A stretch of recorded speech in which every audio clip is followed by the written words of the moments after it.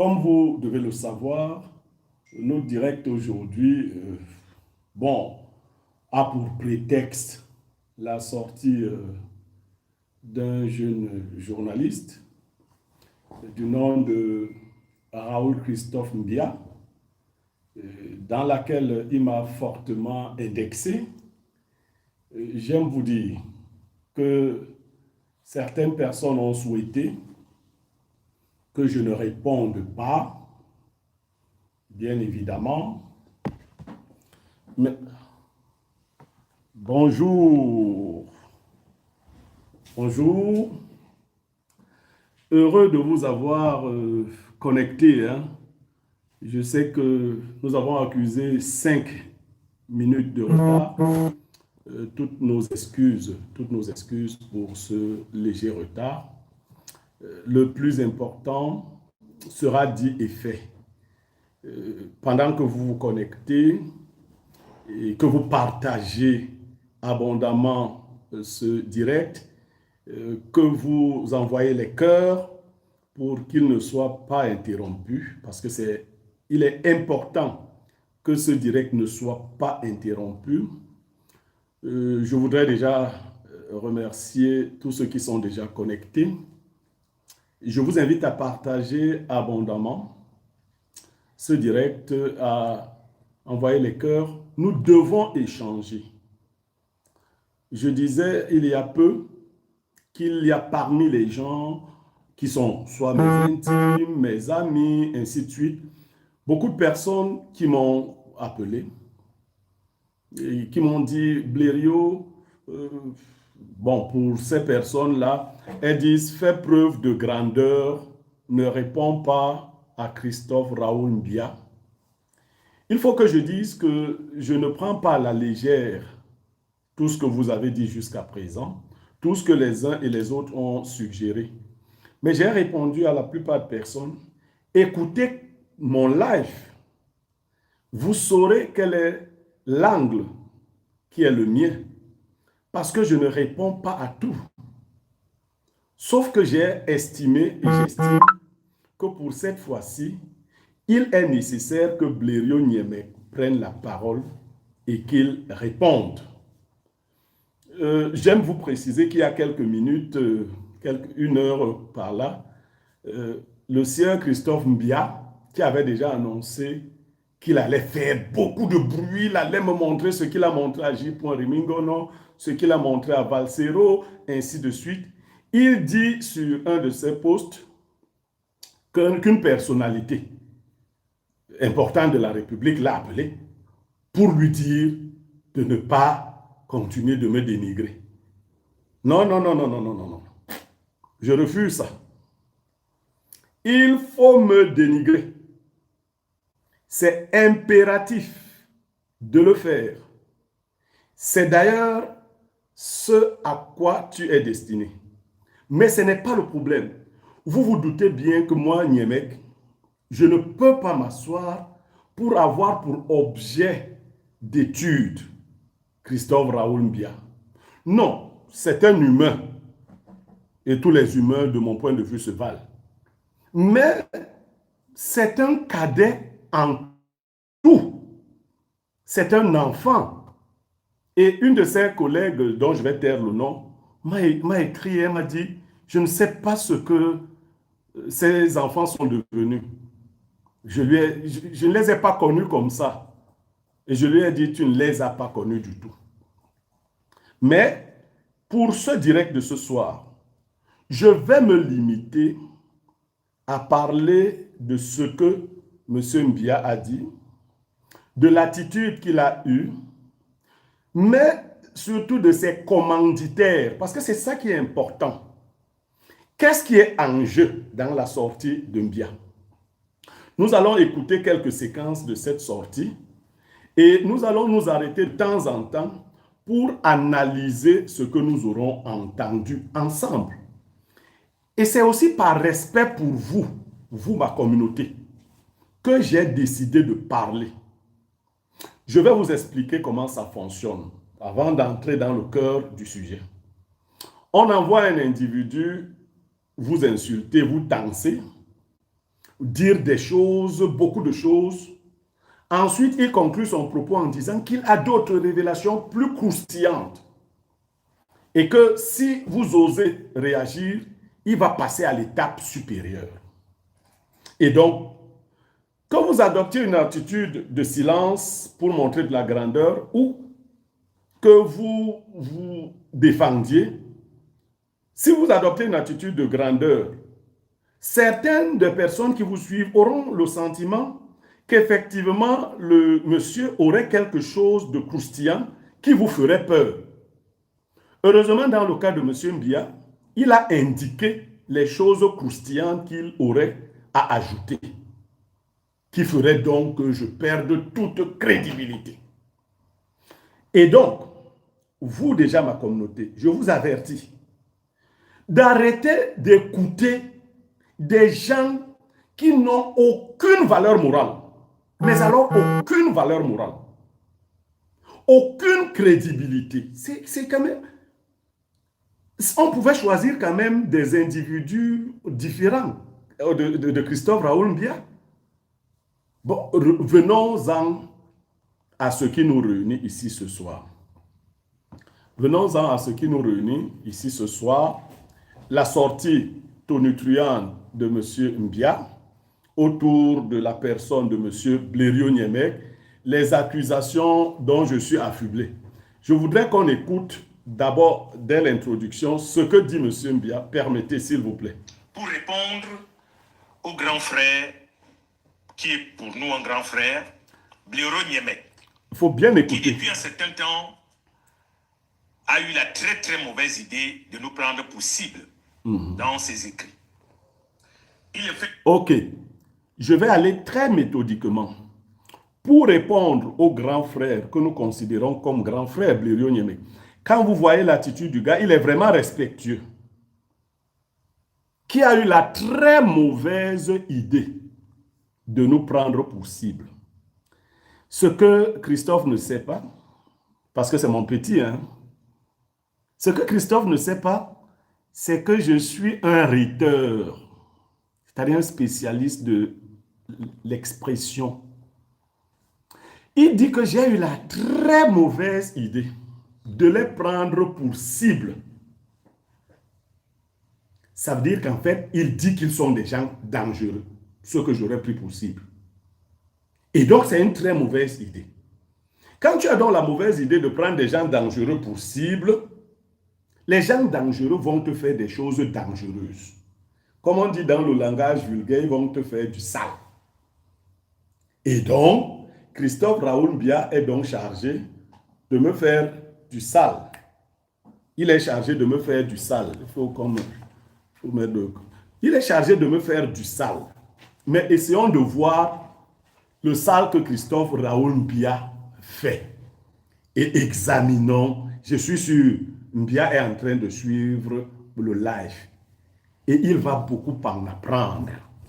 Il va en apprendre. Et il sera reporté. Alors, j'ai eu donc la très mauvaise idée de les prendre, parce que c'est lui qui le dit, et il va citer les noms des personnes que j'ai eu la mauvaise idée de prendre pour cible. Je vais dire que dans mon propos, je vais, comme je l'ai promis, éviter... Et puis, mais nous ne le calculons pas, nous parce ne que nous le estimions calculons. Bon. que nous avions un combat beaucoup plus rude à livrer face à la désinformation venant des lanceurs d'alerte. Alors, Christophe Mbia dit qu'ils avaient un combat beaucoup plus rude à livrer face à la désinformation. Et moi, j'aurais profité donc, pendant qu'eux, ils étaient dans un combat plus important, j'en ai profité pour leur faire des enfants dans le dos. C'est pour cela qu'ils ne se sont pas vite occupés de moi. Maintenant qu'ils ont fini avec le premier combat qui était rude, et on ne sait pas qui leur a confié ce combat, on va revenir. Ils avaient donc des combats. Et quand ils ont fini là-bas, lui s'est dit, je vais m'intéresser à ce grand frère qui a osé nous prendre pour cible. Et je dis encore les parce que c'est ces expressions. J'ai dit que je ne vais pas m'attaquer aux gens qui ne m'ont pas encore attaqué.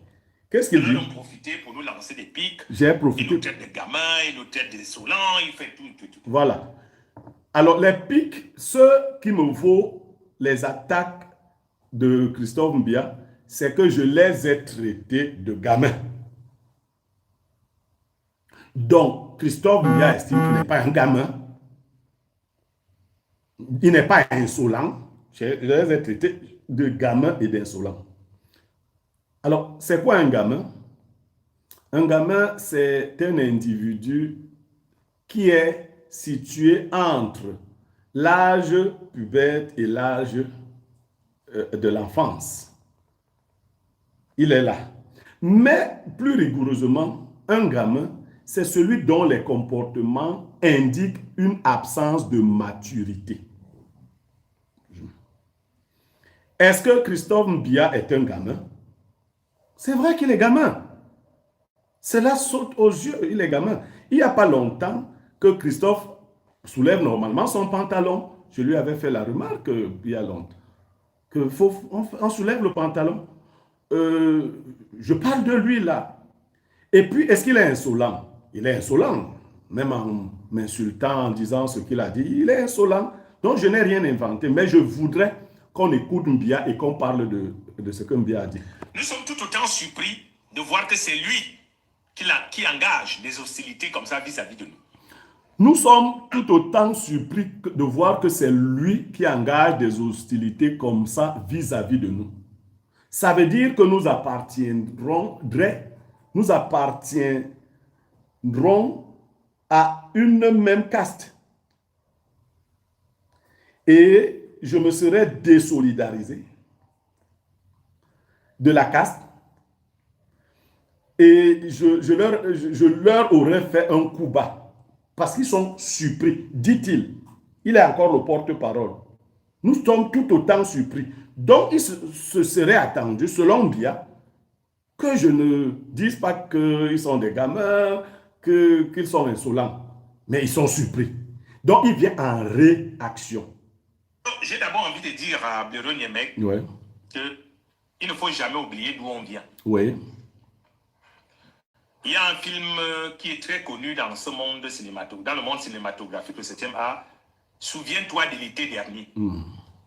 Blaireau Niemek, que vous voyez, qui impressionne certains par son aisance linguistique et son art oratoire, assez impressionnant aussi parfois. Ok.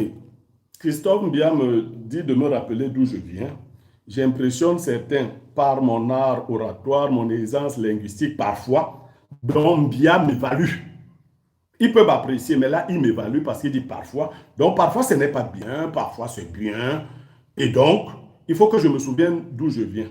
Je vous fais l'économie de ce qu'il dit là. Non, il faut que vous suiviez. Ça vient de... pas un gars qui vient du monde de la communication. Je ne suis pas un gars qui vient du... Niemek, c'est un enseignant vacataire de philosophie qui n'a pas réussi dans ce domaine et qui, par imposture, s'est retrouvé dans le domaine de la communication. D'accord. Bon, le travail a commencé. Blaireau Niemek ne vient pas du monde de la communication. Donc viendrait Christophe Mbia. Maintenant, je vais cibler seulement Mbia. Je ne parle pas d'autres personnes. Christophe Mbia viendrait du monde de la communication. Et moi, je ne viendrai pas du monde de la communication. Ceux qui ont la mémoire ouverte se rappellent d'une image de Christophe Mbia à l'ISAM. Parce qu'il va aussi dire que j'ai été à l'ISAM, que j'ai échoué. On va parler de tout ce qu'il a dit. Et donc, Christophe Mbia, lui, il est allé à l'ISAM. Rappelez-vous bien. Mais comme étudiant en journalisme première année. Et il a fait une semaine. Si Christophe Mbia est allé à l'ISAM comme étudiant de première année, il a fait une semaine, il est rentré au groupe L'Anecdote à Vision 4, ça subodore que Christophe Mbia n'avait pas fait journalisme avant. Il serait allé là-bas pour faire les masters, mais quand il y allait, il n'y avait pas encore les masters en journalisme. Je ne sais pas si c'est déjà le cas. Donc, il est allé faire première année. Ça subodore que Christophe Mbiya a au plus en ce moment-là un baccalauréat. À quel moment et de quelle manière Christophe Mbiya viendrait-il donc du monde de la communication? Simplement parce qu'il travaille à Vision 4, il vient donc du monde de la communication. Mais s'il vient du monde de la communication parce qu'il travaille à Vision 4, j'ai aussi travaillé à Vision 4 et dans les rédactions. Et j'ai été directeur de publication d'un journal appelé La République qui est apparu plusieurs fois. On va revenir sur ça.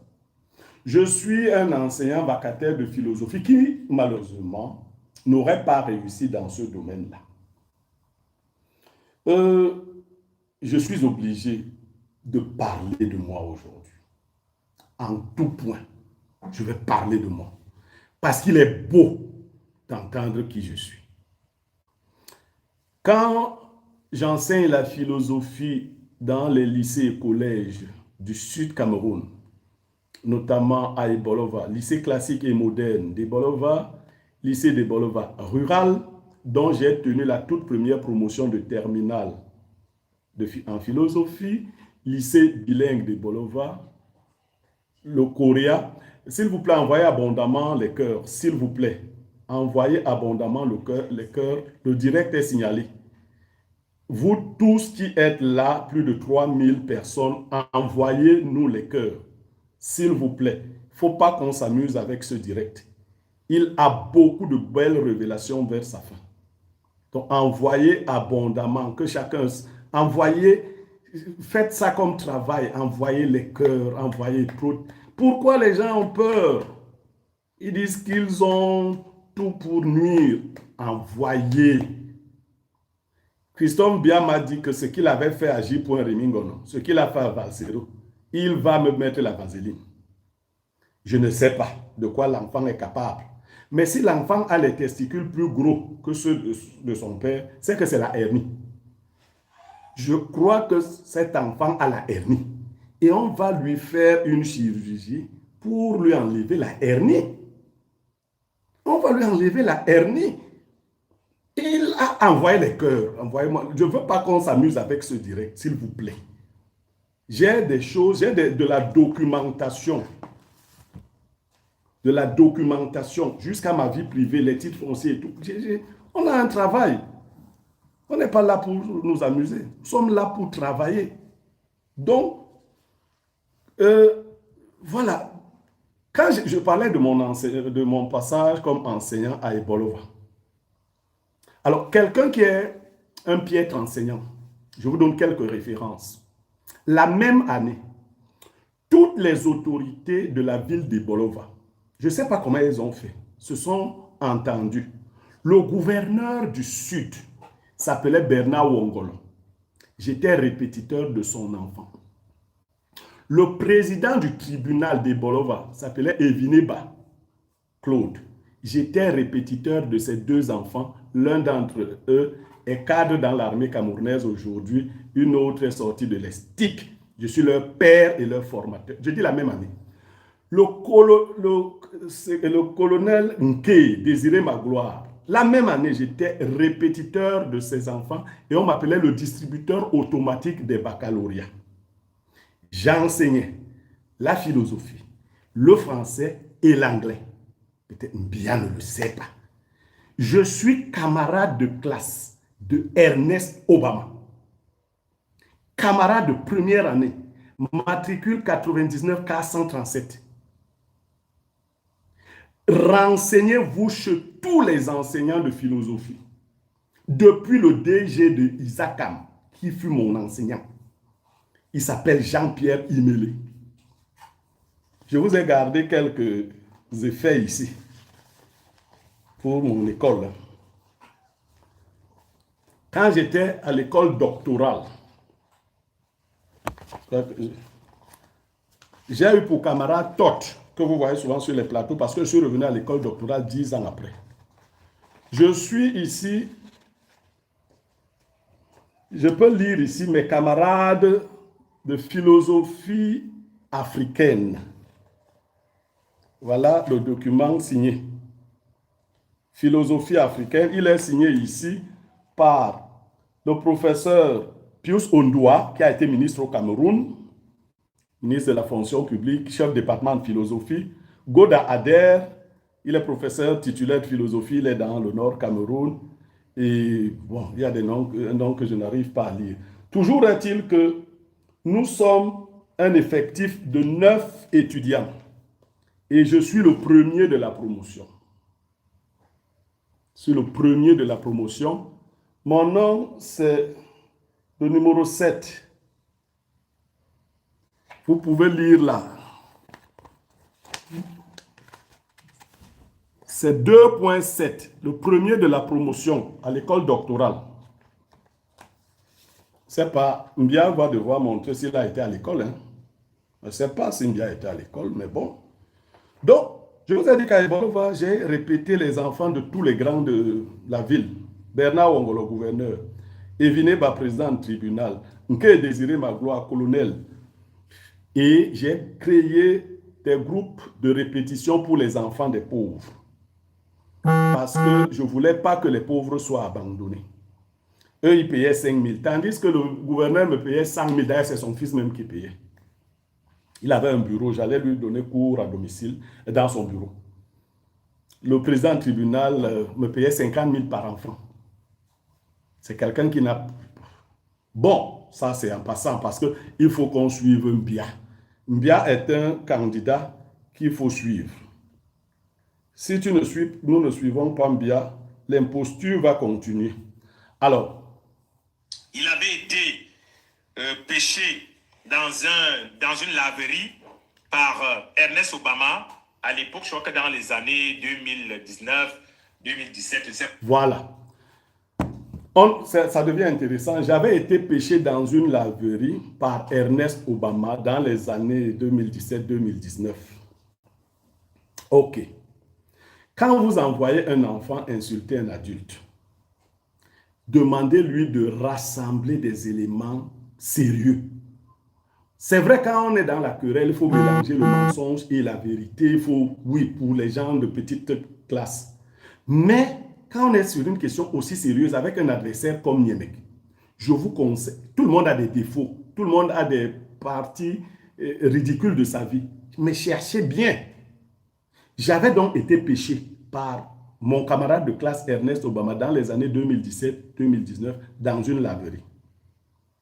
Chacun d'entre nous a un parcours. J'aurais aimé avoir été laveur de véhicules. Je n'ai pas eu ce privilège. Mais j'ai été vendeur d'eau en Vogada.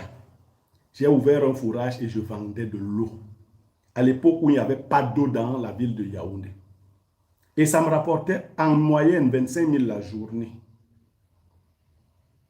Dans les années 2011, j'ai emmagasiné de l'argent et j'ai construit un immeuble en Vogada, R+1, 10 boutiques.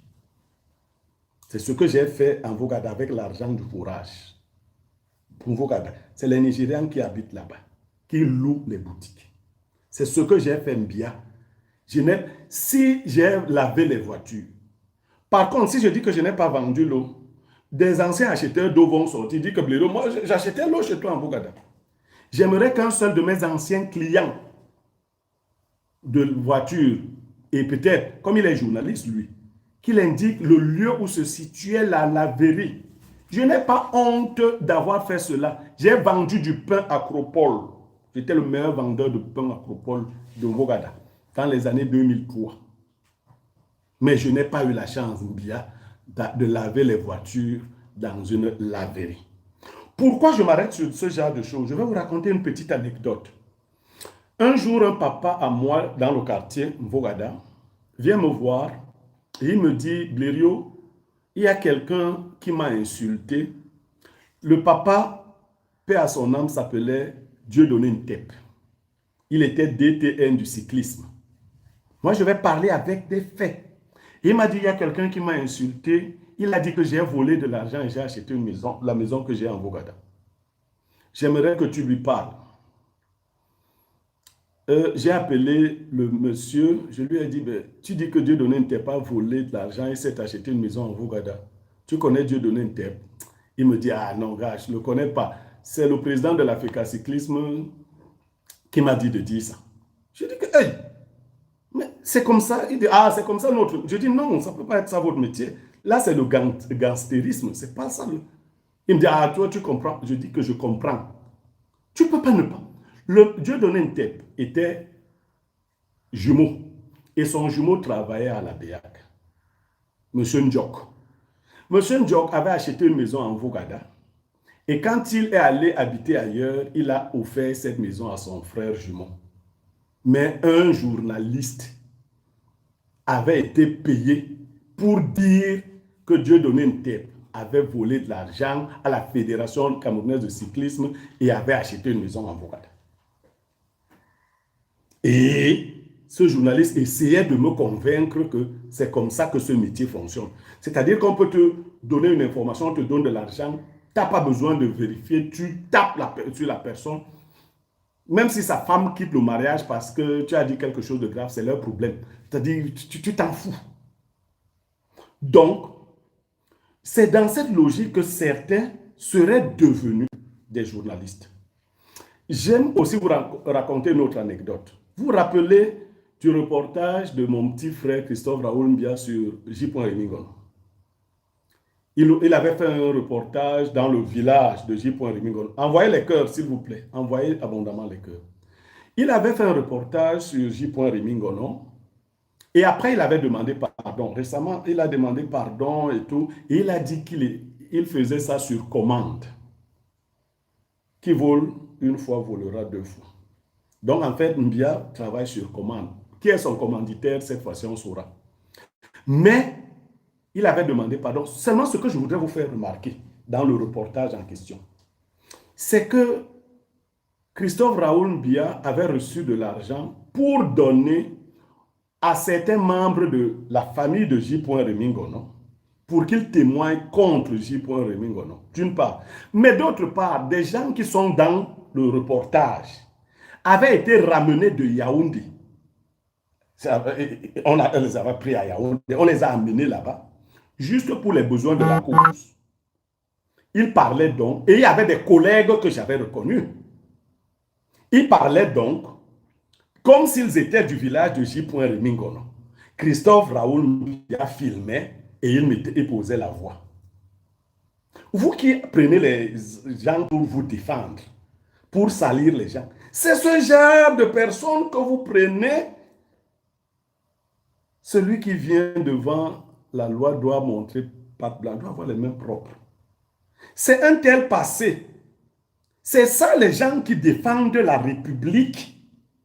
C'est quelle République? La rue publique ou la République? Voilà, il avait présenté ses excuses pour redorer son blason, pour revenir sur la scène médiatique.